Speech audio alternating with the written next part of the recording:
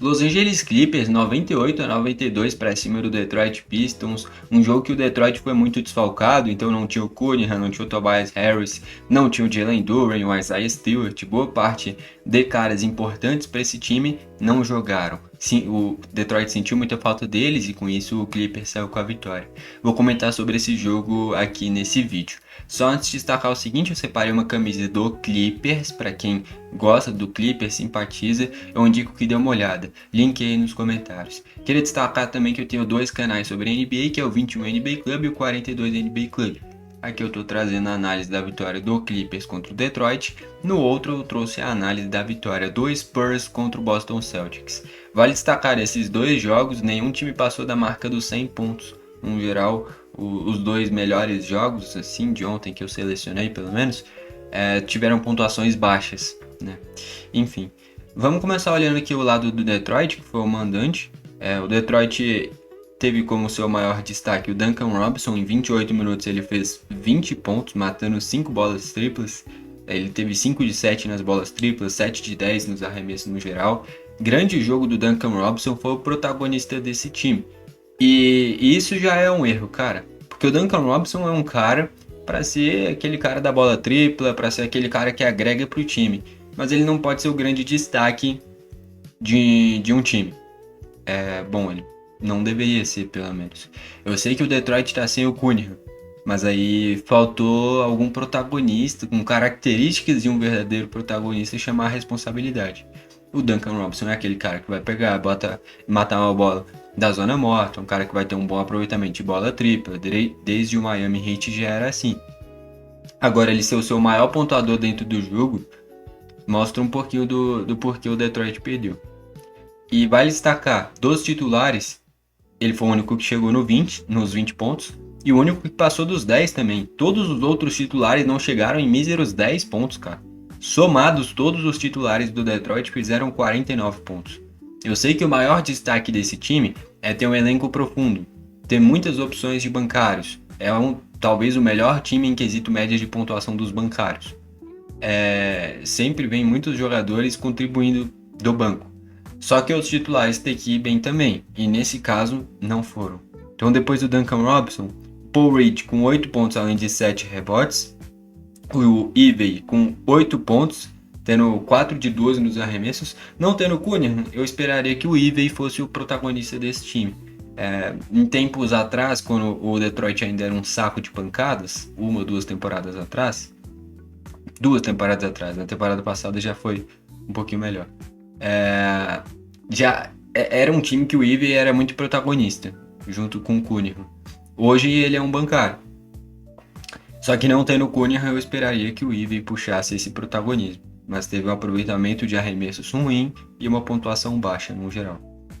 Depois dele, o Javonte Green, com 7 pontos além de 7 rebotes. Na reta final, teve uma bola tripla que ele ia matar, que ia empatar o jogo, cara. Só que aí ela bateu em um lado do aro, bateu no outro e saiu. Aí também é uma certa dose de azar, não tem nem como criticar. Foi um arremesso bem feito, mas que por detalhes não caiu e naquele momento empataria o jogo, né? Enfim, depois o Ausar Thompson, que em 34 minutos fez 6 pontos além de 6 rebotes, 3 de 6 nos arremessos. Ele arremessou pouco, né? Sendo que ele foi o cara que teve a maior minutagem dentre os titulares, com 34 minutos. Indo para os bancários agora, o maior destaque foi o Ron Rolland, com 16 pontos além de 6 rebotes. Ele teve 6 de 15 nos arremessos. Não é um aproveitamento tão bom, mas contribuiu tanto com pontos quanto com rebotes.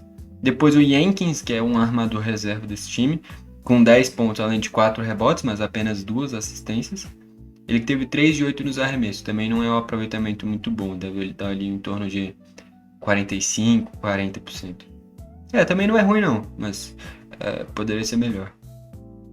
Depois foi, esse aqui é curioso, Tolu Smith, ele quase nunca joga. Ele jogou muito porque não tinha o Tobias Harris, não tinha o Isaiah Stewart. E foi bem, cara, em 26 minutos ele fez 9 pontos além de 14 rebotes, cara. 26 minutos pegar 14 rebotes é impressionante. Só que aproveitamento de arremessos, 1 de 7. É um cara de muita imposição física, mas talvez uma grande limitação técnica. Desses 9 pontos, 7 vieram de lance livre. Enfim. Depois o Caris LeVert é outro armador bom, cara. Eu gosto dele. Já no Cleveland ele era bom, vai pra Atlanta Hawks e não tem tanto destaque. Ele foi naquela troca onde o DeAndre Hunter foi pro Cleveland e veio o LeVert e o Niang pro Atlanta Hawks.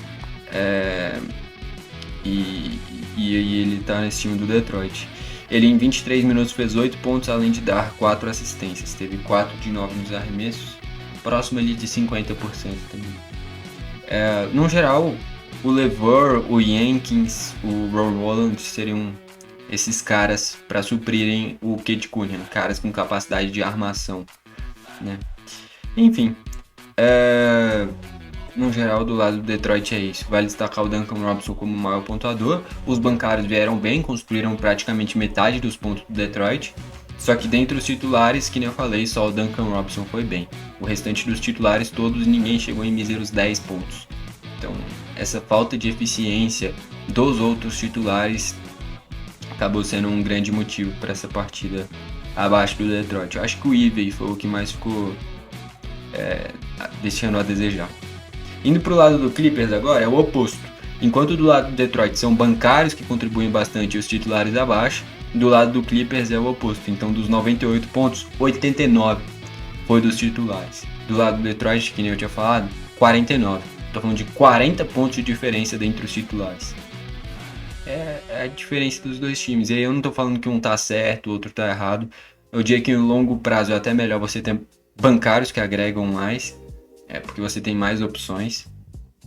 Mas nesse caso aqui faltou um cara para conduzir esse time do Detroit, né? Faltou ter o Cunningham. Se o Cunningham estivesse em quadra, pela formatação do jogo, pelo que o jogo foi, provavelmente o Detroit venceria. Enfim. Olhando aqui pro lado do Clippers, eu já quero destacar o seguinte: o Clippers com essa vitória chegou em 15 vitórias e 23 derrotas. É impressionante a fase que o Clippers entrou. Dos últimos jogos, o Clippers melhorou bastante, cara.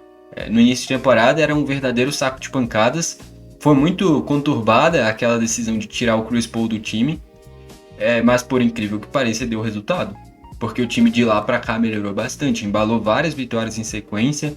Perdeu um ou outro jogo nesse retrospecto recente porque o time tem uma certa limitação. Só que o Kawhi tá jogando demais.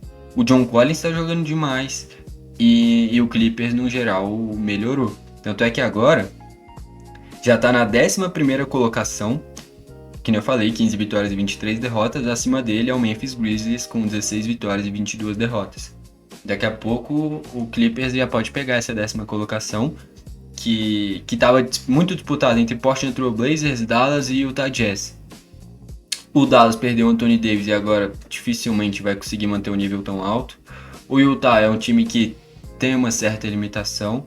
O Clippers encostou e o Memphis não é um time lá muito confiável. Tem um elenco profundo também, mas muitos jogadores que oscilam muito. E o Portland já desgarrou um pouquinho, já foi para 19 vitórias. Então acho que de fato essa é a 10ª colocação, só que muda muito rápido as coisas. Até outro dia atrás era só a 10ª colocação em briga e o Memphis mais pra frente. O Memphis parou de vencer e aí agora já tá com grande possibilidade de daqui a algumas rodadas perder essa 10ª colocação. De fato, eu já venho comentando aqui no canal, mas essa 10ª colocação do lado da Conferência Oeste tá bem interessante essa disputa, porque tem muitas equipes brigando por essa vaga. Tem o Memphis, o Portland desgarrou um pouquinho, tem o Dallas, tem o Utah, tem o Clippers, muitos times brigando por uma única vaga. Acho que o Portland faz uma temporada em que merece pegar pelo menos um play-in e vem mostrando isso dentro de quadra, embalou já 2 vitórias seguidas contra o Houston Rockets e subiu um pouquinho mais para criar uma certa margem. E o Clippers está jogando mais do que o Memphis Grizzlies. Então é um cenário otimista para o Clippers e o Memphis que está perdendo vários jogos. Então o Clippers tem grandes possibilidades de fato alcançar essa 10ª colocação. Se o Dallas ainda continuasse com o Anthony Davis inteiro e tivesse vencido confrontos diretos, como teve contra o Utah esses dias, o Dallas estaria ainda mais colado nessa 10ª colocação. Mas tendo perdido para o Utah Jazz e o Anthony Davis tendo se machucado, acho que agora fica bem mais difícil do Dallas sonhar com essa 10ª colocação. Enfim, do lado do Clippers, o maior pontuador, Kawhi Leonard com 26 pontos além de 8 rebotes, grande jogo, aproveitamento muito bom, 8 de 13, excelente, grande jogo do Kawhi. Depois dele, o John Collins com 25 pontos, além de 7 rebotes, 9 de 14 nos arremessos, aproveitamento excelente também, matou 5 bolas triplas, grande jogo para ele. Só Kawhi mais o John Collins fizeram 51 pontos. Só eles dois fizeram mais do que o time titular inteiro do Detroit. É disso que eu tô falando.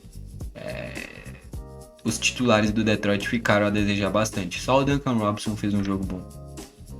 Enfim, depois foi o Harden fez 19 pontos, 7 rebotes e 7 assistências.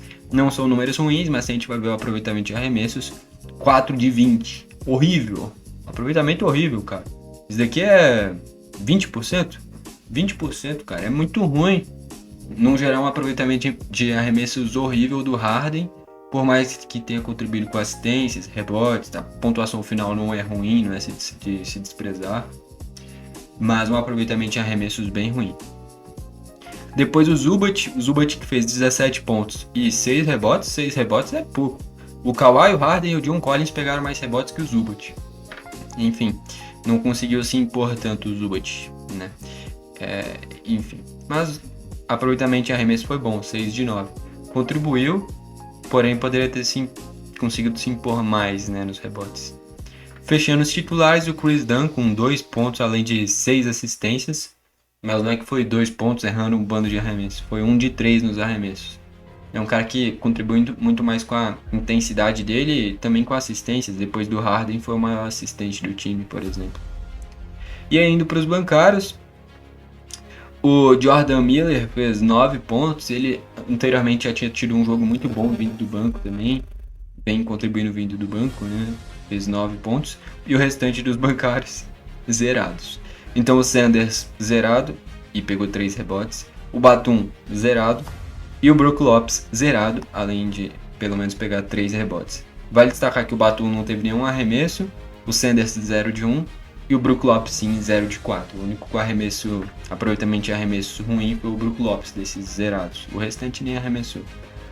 Enfim, mas aqui é curioso, né? Porque de um lado o Detroit teve 43 pontos através dos bancários, do outro o Clippers teve 9 pontos através dos bancários. É uma diferença de ideia, de filosofia de jogo bem clara. Do lado do Detroit é você ter várias opções boas, mas com a escassez de um cara para conduzir esse time, não tendo o Cunningham. E do lado do Clippers você tem uma dependência muito grande em Kawhi, John Collins e Harden. O Zubac também foi bem. Eu diria que principalmente o Kawhi, o Harden e o John Collins. O John Collins faz uma grande temporada, por sinal. Eu achava que ia sentir muita falta do Norman Powell, só que o John Collins supriu bem a ausência dele. Se tivesse mantido ainda o Norman Powell, seria um time ainda mais forte. Só que o John Collins vem fazendo uma boa temporada. A questão é que o Norman Powell virou o principal jogador do Miami também, tem esse quesito, né? Mas enfim, o John Collins faz uma boa temporada e agregou bastante para essa vitória do Clippers. Uma diferença de ideia de jogo, que nem eu falei. O Detroit optou por um elenco mais profundo e não tendo o Cunningham, não tinha para quem passar a bola, para decidir. E do lado do Clippers, você não tem muitas opções dos bancários, com isso exige muito fisicamente dos seus titulares e tem uma dependência muito grande em cima deles. Só que se dentro dos seus titulares tem um baita jogador como é o Kawhi, um baita jogador como é o Harden, o John Collins fazendo uma grande temporada e um excelente pivô como é o Zubac, é o suficiente para você vencer. Com isso, vitória do Clippers. Bom, foi esse o vídeo, valeu e falou!